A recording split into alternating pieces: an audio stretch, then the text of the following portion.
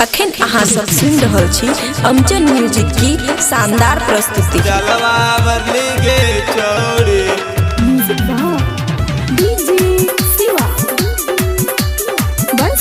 खुशी recording studio बलुआहा। कौन छौड़ा हंसोंगे हे गे कांवर सजैली गे छौड़ी हे गे कांवर सजैली गे छौड़ी हे गे कांवर सजैली गे छौड़ी।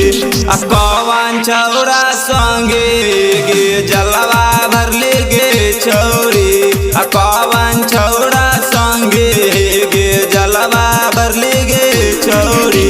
आ कौन छौड़ा संगे हे गे कांवर सजैली गे छौड़ी हे गे कांवर सजैली गे छौड़ी हे गे कांवर सजैली गे छौड़ी। आ कौन छौड़ा संगे हे गे जलवा भरली गे छौड़ी। आ कौन छौड़ा संगे हे गे जलवा भरली गे छौड़ी जलवा भरली गे छौड़ी।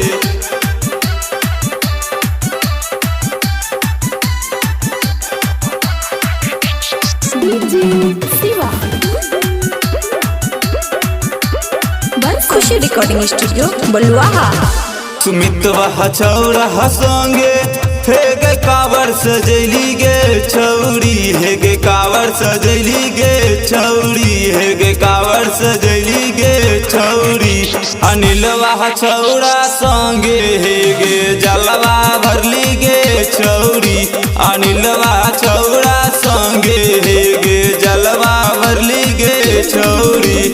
कौन छौड़ा संगे हे गे कमर उठैली गे छौड़ी हे गे कमर उठैली गे छौड़ी हे गे कमर उठैली गे छौड़ी।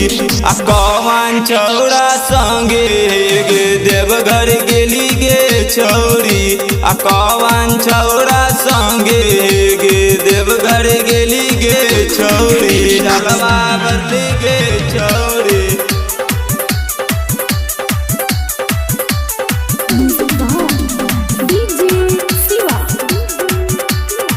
खुशी रिकॉर्डिंग स्टूडियो बलुआहा। पीयूष जितेंद्र के संगे हे गे कांवर उठैली गे छौड़ी हे गे कांवर उठैली गे छौड़ी हे गे कांवर उठैली गे छौड़ी।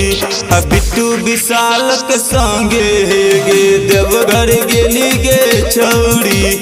बिट्टू विशाल के संगे हे गे देवघर गेली गे छौड़ी। कौन छौड़ा संगे हे गे कांवर उठैली गे छौड़ी बोले कांवर उठैली गे छौड़ी बोले कांवर उठैली गे छौड़ी। आ कौन छौड़ा के संगे हे गे देवघर गेली गे छौड़ी। खुशी रिकॉर्डिंग स्टूडियो बलुआहा।